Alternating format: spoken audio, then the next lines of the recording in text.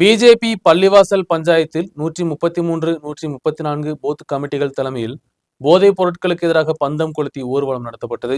BJP தலைவர்களான Charlie, S. Kandakumar, V K. Ramesh போன்றவர்கள் தலைமை வகித்தனர். ஊர்வலத்தில் சண்முகநாதன், பெருமாள், ஆரோக்கியதாஸ், விஜயகுமார், மூர்த்தி போன்றவர்கள் பங்கெடுத்தனர். பாரதிய ஜனதா பார்ட்டியினுடைய പള്ളിവാസൽ പഞ്ചായത്തിലെ 133, 134 ബൂത്ത് കമ്മിറ്റിയുടെ നേതൃത്വത്തിൽ കേരളമെമ്പാടും നടന്നുകൊണ്ടിരിക്കുന്ന മയക്കുമരുന്നിൻ്റെ വ്യാപകമായുള്ള